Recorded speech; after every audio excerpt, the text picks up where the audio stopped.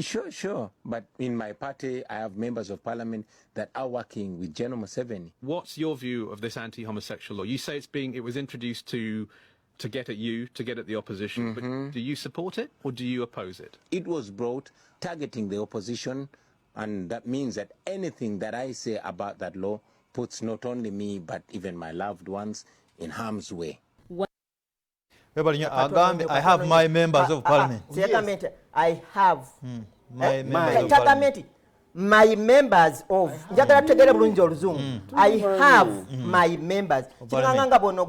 I have my children who are not supporting me. That is proper English. No. Honorable Chintu.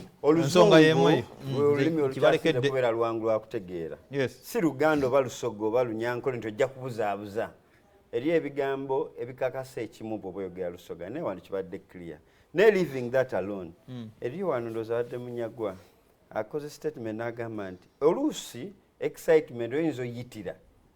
Nze saagala kukyana kukiremerako nnyo kubanga naffe ku level yaffe nga twesimbeewo tukola statement. Oyinza okubeera mu kyalo n'ogamba nti lwamushana bw'osala mu maaso ng'oyagala ekifo kyange enkutta. Naye nga tosobola nakwata jjambi ya musonkamu. Naye because you want to protect. Oyagala obeere nti Kagoma North wali ayitayo kubanga nze constituency yakufana n'okubawo ekigambo nga tolina namuggo oba tolina amunadde kasaale mu nnyumba yo. Naye ekintu ekisinga obukulu nti kino tukiyamba ate bw'otunuulira honorable Kyagulanyi.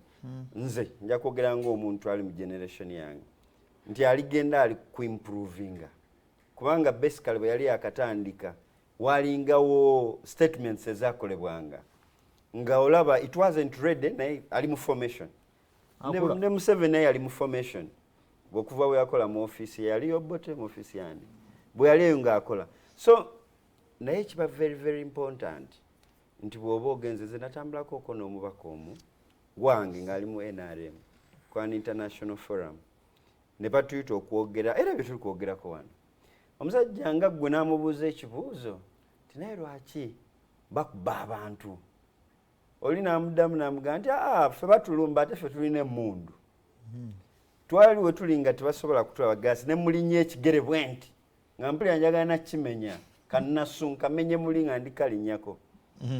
We must also appreciate nti bano nga bwe tuli mu multiparty bennyini simanyi ba president ffe tukokasingamu NRM era tutuula nze embeera ali ayita nti gwe jangu oyogere mu M7 jangu twewe ebirowoozo bwe baba bakukasinga tulina wali mu department endowooza ya LOP we have researchers we have analysts nti mu department as a party ffe tulina department number ekyaddondo eri mu research nti even the president waba agenda ntuntu wano region yene eri bwetu mu preparing ebyokwogera n'atunulamu nti bano kyebaba beefaako kati kwe kupreparing their principle nti waba ogenda ano yogera ekisaanidde kubanga gujja kwogera omwana ajja kubuuza ekibuuzo oze nti oyogera kisaani naye nga kisaani so statement olina bw'ogikyusa naye ate ejjukira ate muzewo munnenyeza kugamba kukasigatinga babaka muganda njaga okubuulira nti eno pressure eriyo kye bayita pressure from the bureau ebbugumu okuva wansi eno yali public law yali public cause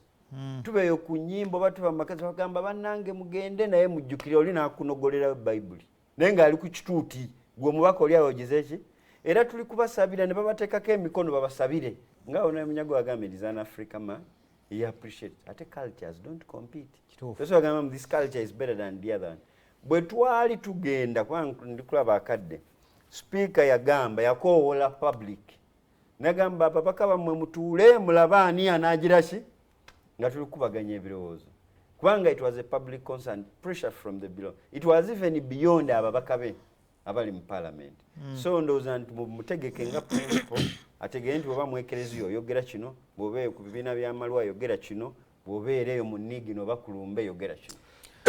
Webale nnyo Honorable Charles Romshana songa ya Honorable Kyagulanyi ng'ali e Bungereza ku bisiyaga kyanoonya naye nakikuleeterako olise n'akufuna ansa okuterekyerera